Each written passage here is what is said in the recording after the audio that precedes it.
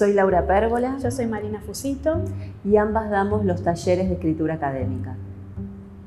Bueno, yo doy la materia Estructura de Trabajos Finales, Monografías y Tesis, que está orientada a poder saldar la inquietud que tienen muchos profesores a la hora de poder orientar a sus alumnos de cómo organizar los escritos en las respectivas materias, cómo lograr organizar la información, el manejo de la bibliografía y pasarlo ordenadamente por escrito. Y también ya teniendo en cuenta que los profesores, la gran mayoría, está haciendo alguna carrera de posgrado, para sus propios trabajos finales, también tratar de darles herramientas de cómo poder organizar sus escritos, las partes que integran las tesis, la diferencia entre tesis de maestría, especialización, el consabido marco teórico, el manejo de la bibliografía.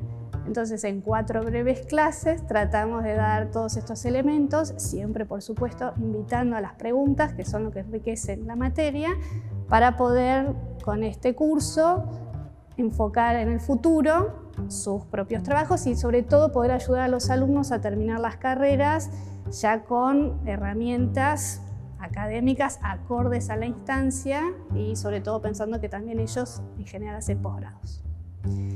Bueno, en la clase número 1 empezamos con tipos y funciones de párrafo, es decir, nosotros tenemos nada más que 6 elementos en redacción académica para poder organizar la información. Entonces, conocer cómo armar la introducción, cómo identificar la exposición y diferenciarla de la argumentación, qué pasa con el contraargumento, cómo hacer la refutación y las conclusiones finales. Entonces, en esa primera clase tratamos de ver cómo poder organizar la información de manera progresiva, sólida y sobre todo que avance.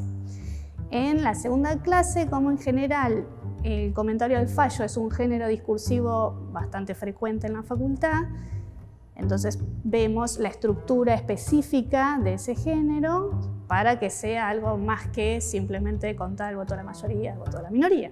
Entonces, cómo sumar el análisis de la persona que está comentando el fallo, también de una manera ordenada, y que pueda sacar alguna conclusión.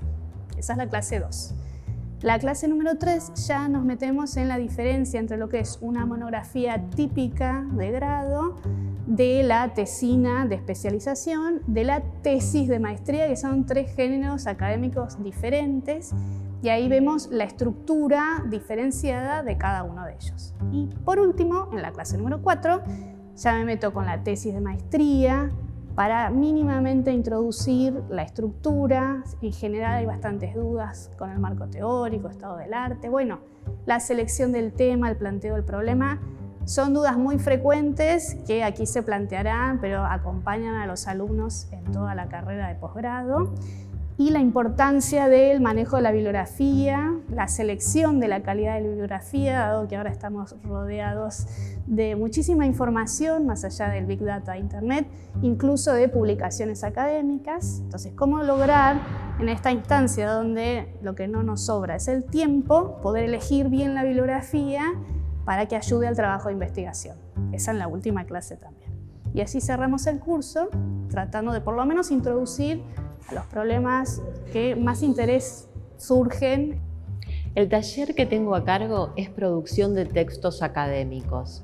En él nos vamos a dedicar a escribir, que tantas veces nos preocupa encontrarnos con una hoja en blanco y poder producir un texto académico, ya sea una tesis, una monografía, un artículo de especialidad, etcétera, etcétera. Por lo tanto, nos ocupamos de la escritura, que es algo que en la actualidad, después de vivir en un mundo tan globalizado, cada vez nos encontramos escribiendo en todo momento, ya sea enviando un WhatsApp, escribiendo un mail, etcétera, etcétera, pero tenemos que reconocer cuáles son los diferentes géneros discursivos en los cuales estamos inmersos a la hora de escribir. En la clase número 1 vamos a hablar de proceso de escritura, es decir, cómo resolvemos el proceso de escritura cuando tenemos que enfrentarnos a escribir una tesis, a escribir una tesina, a escribir un resumen. Por lo tanto, como escritores no literatos, sino científicos o académicos, necesitamos estructurar un plan. Y ese plan tiene distintas partes, no solamente la planificación, sino también la redacción o traducción de ese plan que diseñamos, la corrección y la revisión final. Dos etapas esenciales, tanto la corrección como la revisión, que muchas veces no le prestamos demasiada atención, pero que son necesarias para que nuestro texto quede publicable y responda a las normativas académicas solicitadas. En la segunda clase vamos a hablar de los géneros discursivos, porque muchas veces nos cuesta diferenciar qué es una tesis, qué es una tesina, qué es una monografía, cómo redactamos un resumen o cómo redactamos o cómo seleccionamos las palabras claves para nuestro trabajo cuando tenemos que presentarlo en un congreso, en una jornada, o incluso cómo diseñamos un póster o cómo diseñamos también una presentación, es decir, un PowerPoint o con cualquier otra herramienta que tengamos disponible. En la tercera clase vamos a ver elementos paratextuales. ¿Qué quiere decir esto? Los elementos paratextuales son todos aquellos elementos que rodean al texto en sí. El título, algo sumamente importante y que nos cuesta muchas veces escribir, porque es el primer contacto que el lector va a tener con nuestro texto. Por lo tanto, tiene que ser lo suficientemente representativo del texto que luego van a leer nuestros lectores.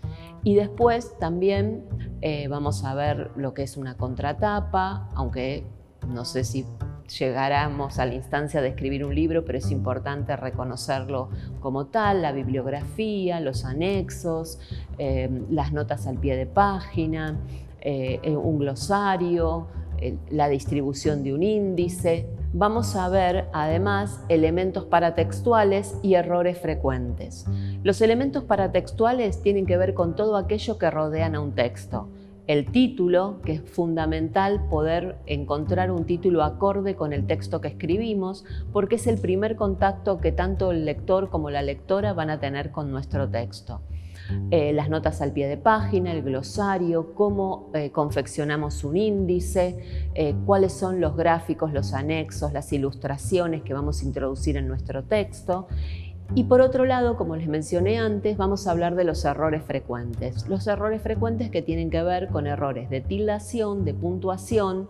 Un error muy frecuente y breve que les cuento rápidamente es el de colocar la coma entre el sujeto y el predicado, porque nosotros hemos aprendido a escribir con características propias de la oralidad. Entonces nos enseñaban que la coma era una pausa pequeña, el punto una pausa más larga, y en realidad eso no se tiene que ver reflejada en la escritura, porque los signos de puntuación son como señales de tránsito que nos indican cómo está construido el texto y nos permiten interpretarlo y comprenderlo.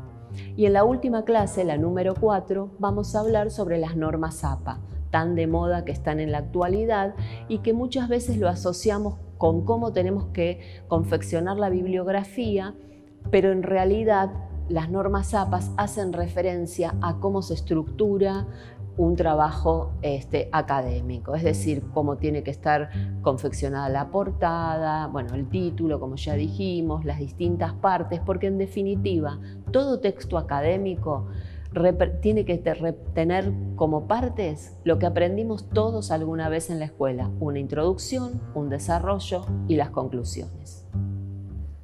Espero que sea de interés de ustedes este taller y desde ya espero que puedan participar y puedan acercarse a las clases, que les resulte productivas tanto a ustedes como a mí este taller, que seguramente les va a servir para despejar un montón de dudas acerca de la escritura académica. Bueno, por supuesto son todos más que bienvenidos a anotarse la materia. Es el momento de venir con todas las consultas, ninguna duda es mínima. Todos los profesores tienen estas preocupaciones, vienen con muchas preocupaciones de sus propios alumnos y muchas veces no saben cómo orientarlos. Entonces creo que es el momento para reunirnos, poner en orden algunos conocimientos, traer elementos para seguir investigando. Así que espero a todos los colegas recibirlos en el curso con mucho gusto.